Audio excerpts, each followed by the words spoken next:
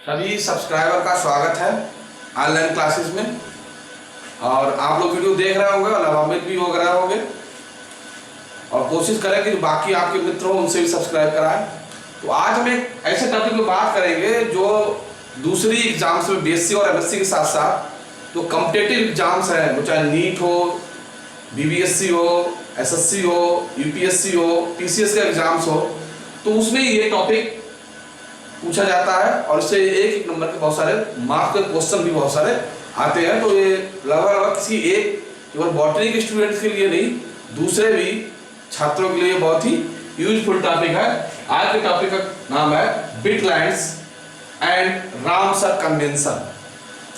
तो basically bit line वह area होता है जो जहां पर सॉइल वर्ष भर या कई सालों तक वाटर के द्वारा कवर्ड रहता है। तो बिटलैंड्स फ्रेश वाटर हो सकते हैं, सॉल्ट वाटर हो सकते हैं, ब्रेकिश वाटर हो सकते हैं। तो वह एरिया जो वर्ष भर वाटर के द्वारा कवर्ड रहता है, उस एरिया को बिटलैंड्स कहा जाता है या आर्द्र भूमि कहा जाता है, नम भूमि कहा जाता है। तो बेसिकली बिटलैंड्स की जरूरत क्या पड़ी, बिटलैंड की स्टडी की क्या आवश्यकता पड़ी? क्योंकि हम देखते हैं कि जब हम नेचुरल रिसोर्स को कंजर्वेशन की बात करते हैं तो गवर्नमेंट्स लेवल पर, सोसाइटीज लेवल पर, एनजीओ लेवल पर प्लांट और एनिमल कंजर्वेशन की बहुत सारी दूसरी ब्रांच बनाई गई है, जैसे national park, botanical garden, sanctuary, इस तरीके की बहुत सारे चीजें बनाई गई हैं जिनके द्वारा प्लांट कंजर्वेशन और एनिमल कंजर्वेशन किया जाता है। कुछ समय बाद जब 90 का दशक खत्म हो गया तो सोचा गया कि बिटलैंड्स जो बेसिकली अपने में एक स्पेशल इकोसिस्टम है, एक स्पेशल बॉडी है, तो उसको स्टडी किया गया कि बाकी जो हमारे नेशनल पार्क हैं, रिवर्स हैं, उनसे एकदम अलग एक unique climate, unique species, plant, animal, flora and fauna special unique वहां पर पाई जाती है। इसलिए स्टार्ट हुआ बिटलैंड्स की बात।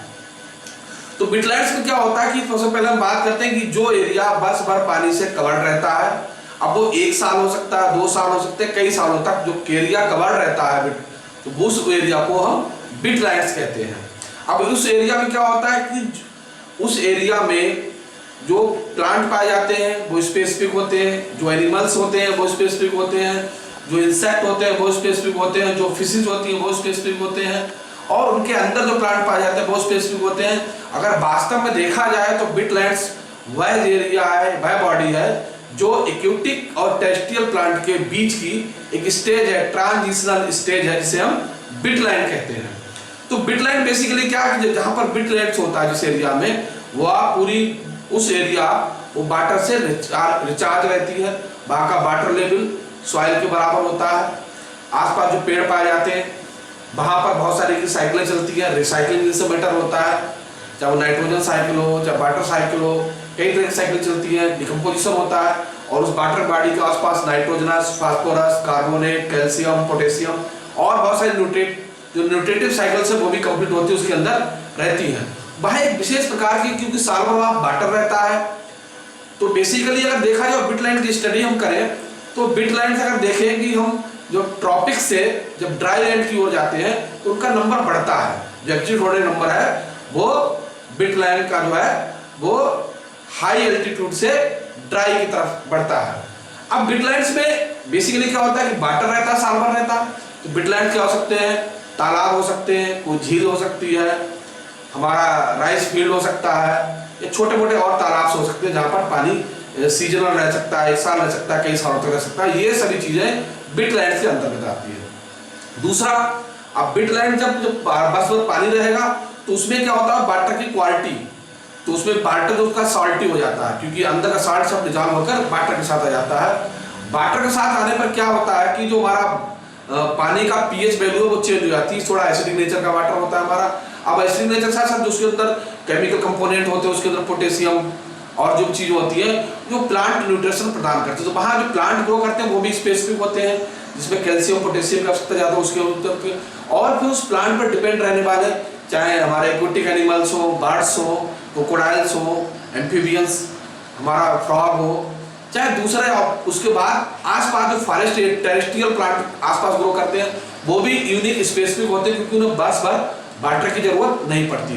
तो दूसरा इसमें कंडीशन क्या होती है, ये आसपास के एरिया के वाटर को रिचार्ज रखते हैं, सॉइल में नमी बनी रहती है, जिससे वहाँ की सॉइल में जो ऑर्गेनिक कंटेंट है यानी कि एरोबिक और एनारोबिक साइकिल्स के द्वारा ऑर्गेनिक कंटेंट मेंटेन रहता है, हाईली रिच होता है वहाँ पर ऑर्गेनिक मैटर। और दूसरा है कि जब पानी बस पर रहता है तो वहाँ पर अभी इनका कंडीशन भी अलग अलग है कि जो हमारा विटलैंड्स है वो किस एरिया में है।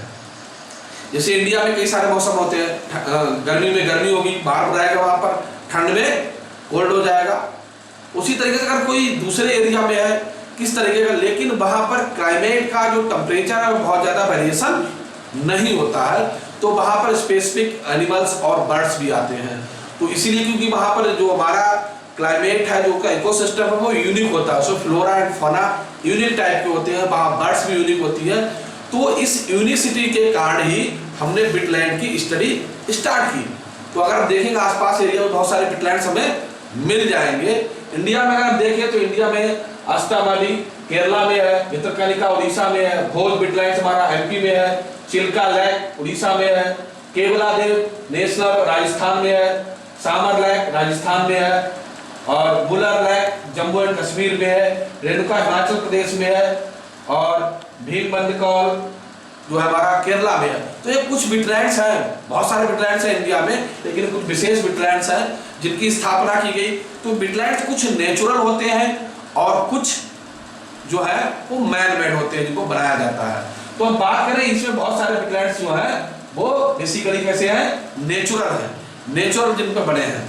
अब अगर हम बात करते हैं कि इनकी स्टडी, तो ये क्लाइमेट चेंज करते हैं, क्लाइमेट को इफेक्टिव करते हैं, बहुत सारे काम रहते हैं। तो 1970 तक कोई हमारे पास एक ऐसी इंस्टीट्यूशंस नहीं था कि जो विटलैंड की स्टडी करे, उन्हें कंजर्वेशन का काम करे। तो उसमें एक दूसरी बात लिखी है रामसर कन्वेंशन। तो विटलैंड्स को बचाने के लिए, विटलैंड को कंजर्व करने के लिए, उनकी देखभाल करने के लिए एक कन्वेंशन, एक ट्रीटी ऑर्गेनाइज की गई थी, इंटरनेशनली संधि बनाई गई थी, और उसके आधार पर कहा गया था कि जो हमारे जो जितने विटलैंड्स हैं इनको कंजर्व किया जाए, क्योंकि इसमें जो यूनिवर्सिटी पाई जा रही है बाकी इकोसिस्टम से डिफरेंट होती है। अब ये रामसर कन्वेंशन का रामसर कन्वेंशन क्यों पड़ा, क्यों ट्रीटी की गई, इनको बचाने के लिए ट्रीटी की गई, और वो कैसे की गई, ये बहुत बड़ा कंफ्यूजन रहता है रामसर कन्वेंशन है क्या। तो हम बात करते हैं कि रामसर कन्वेंशन आया कहाँ से, शब्द कहाँ से आया और कैसे आया, इसके बारे में हम बात करते हैं। कि रामसर कन्वेंशन जो था एक कॉन्फ्रेंस अटेंड स्टार्ट की गई था, convention on wetlands and international importance, the Ramsar convention बाद। तो एक जो ट्रीटी हुई थी इंटरनेशनल लेवल पर, तो वो बेसिकली ट्रीटी हुई कहाँ थी, ईरान है एक कंट्री, उसका कैस्पियन शहर के पास में एक सिटी है जिसका नाम है रामसर। तो इस कैस्पियन सिटी का नाम रामसर है, तो उसी के और जिस ट्रीटी का ऑर्गेनाइज किया गया था, जहां कॉन्फ्रेंस की गई थी, वो उसी शहर में की गई थी। तो उस शहर के नाम पर इसका नाम पड़ा रामसर कन्वेंशन। तो रामसर कन्वेंशन को ऑर्गेनाइज करने वाले कौन, 3 लोग थे, जो 3 पर्सन थे जिन्होंने रामसर कन्वेंशन को देखा जाए अंजाम दिया था।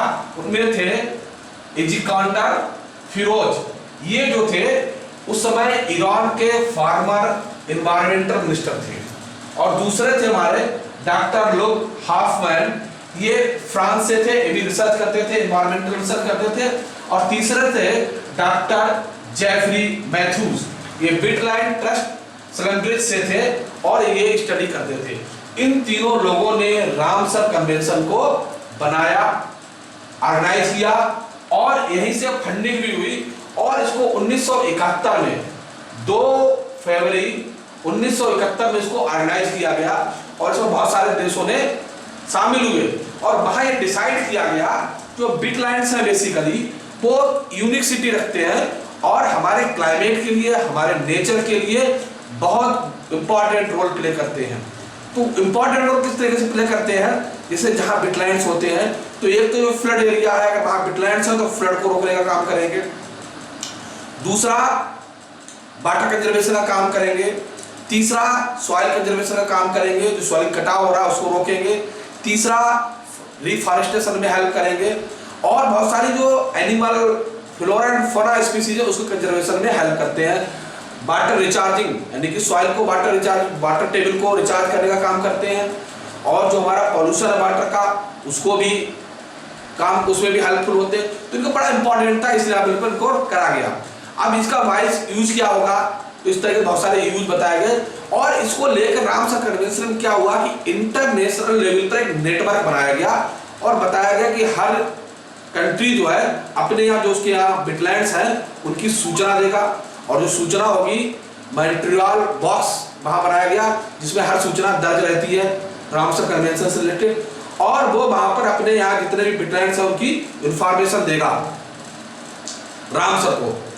अब उसके बाद जो इंफॉर्मेशन देगा, जो नेटवर्क बन गया, और रामसर कन्वेंशन जो बना वो क्या करेगा, वो सभी देशों को जो उसके सदस्य हैं उनको उनसे रिलेटेड क्लाइमेट चेंज से रिलेटेड, या जो ह्यूमन इंटरफेरेंस है, या बहुत सारे जो नियम्स हैं इनके बारे में सपोर्ट प्रदान करेगा।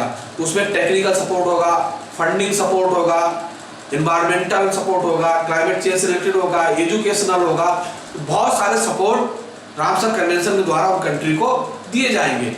अब कुछ क्या होता है कि कुछ ऐसे वेटलैंड्स हैं दो कंट्री के बीच में है, तो वो कहलाते हैं शेयरिंग वेटलैंड्स, तो उनमें भी एक दूसरे सहयोग करेंगे देश, उसमें लड़ाई झगड़ा नहीं होगा, और उसको कंजर्वेशन का काम में हेल्प करेंगे। अब हम बात करते हैं तो क्या हुआ कि 2 फरवरी 1971 को रामसर कन्वेंशन की स्थापना हुई, और उसी दिन को 2 फरवरी को ही वेटलैंड डे मनाया जाता है। वहीं से स्टार्ट हुआ वेटलैंड डे, 2 फरवरी को मनाया जाता है इंटरनेशनल लेवल पर।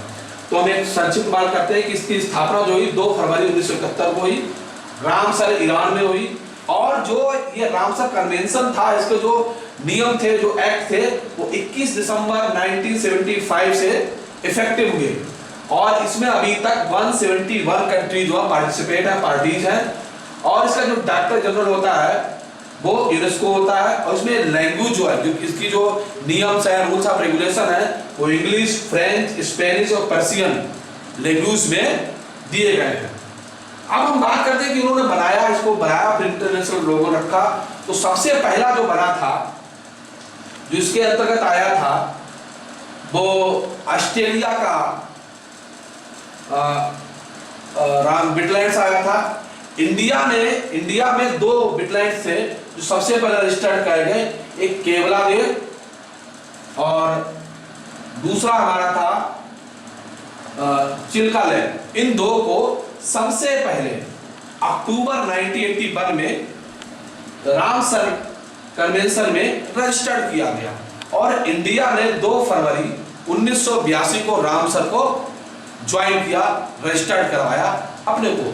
अब आज के दुनिया में बहुत सारे हमारे वेटलैंड्स हैं जो बाहर रजिस्टर्ड है, वो आस्था वाडी केरला है, भितरकनिका उड़ीसा में है, भोज वेटलैंड्स एमपी में है, चिल्का लेक उड़ीसा में है, केवलादेव राजस्थान में है, और सावर लेक राजस्थान में है, बुलर लेक जम्मू एंड कश्मीर में है। अब हम छोटी सी बात और बताएंगे, रेणुका वेटलैंड्स बेसिकली हिमाचल प्रदेश में है।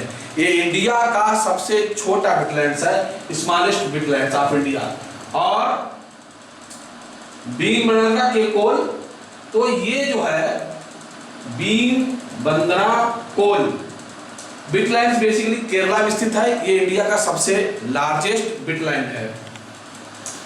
अब इसके बाद जो हमारे रामसर कन्वेंशन बना था, उसको इंटरनेशनल 5 ऑर्गेनाइजेशंस है जो टेक्निकली, फंडा और एजुकेशनली सपोर्ट करते हैं। उनमें क्या है, world life international, IUCN, international water management and institute, wetland and international, world wide fund for nature and bird foul and wetlands जो WT। ये जो लोग हैं इसको टेक्निकली, फाइनेंशियली और पॉलिसी इन सभी में मदद करते हैं, ऑर्गेनाइज करते हैं, नेटवर्क बनाने का काम करते हैं। इसके अलावा बहुत सारे जो अदर इंस्टीट्यूशंस हैं वो हमारा सपोर्ट करते हैं रामसर कन्वेंशन में। CBD, UNCCD, CMC, WHC, CITES, ये जो है ये इनके अलावा है जो रामसर कन्वेंशन को सपोर्ट करते हैं। ये रामसर कन्वेंशन का लोगो भी है।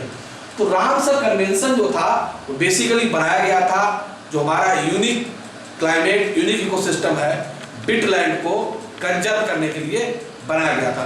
तो इससे बेसिकली क्वेश्चन कैसे पूछे जाते हैं, या तो बिटलैंड का नाम पूछा जाता है, दूसरा क्या होता है कि बिटलैंड की इसकी स्थापना कब हुई, 2 फरवरी 1971 को, इफेक्टिव कब हुआ 1 दिसंबर 1975 को, कहाँ हुआ, रामसर सिटी है कैस्पियन सागर के पास में ईरान का रामसर, उसी के नाम पे इसका नाम रखा गया रामसर कन्वेंशन। और रामसर कन्वेंशन की स्थापना किस वजह से हुई, बिटलैंड कंजर्वेशन के लिए इसकी स्थापना की गई।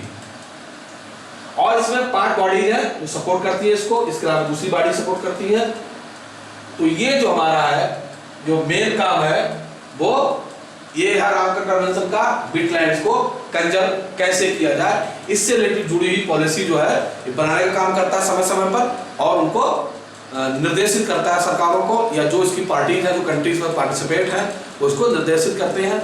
अभी तक कुल जो बिटलैंड्स है वो पूरे वर्ल्ड में 2331 रामसर साइट्स है पूरे वर्ल्ड लेवल पर। इनमें सबसे ज्यादा जो बिटलैंड्स का एरिया है वो यूरोप में आता है, और यूरोप में सबसे ज्यादा बिटलैंड्स आते हैं यूके में, यूनाइटेड किंगडम में 175, और दूसरा नंबर है मैक्सिको का जिसमें 142 बिटलैंड साइट्स पाई जाती है।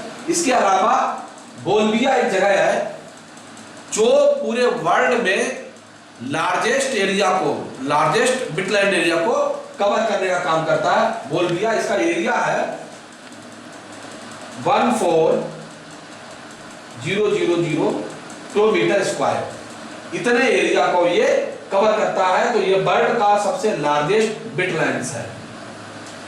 और जो हमारा रामसर कन्वेंशन था, इस रामसर कन्वेंशन की जो पहली मीटिंग हुई थी वर्ल्ड लेवल पर वो 1900 इटली में, कॉग्लियर इटली में हुई थी, पहली मीटिंग जो हुई थी बनने के बाद। तो इस तरीके से देखें कि रामसर कन्वेंशन जो है बहुत इंपॉर्टेंट टॉपिक है, इकोलॉजी के अनुसार भी, एनवायरमेंटली और सोशली। तो इसको आप देखें, बात करें। Thank you.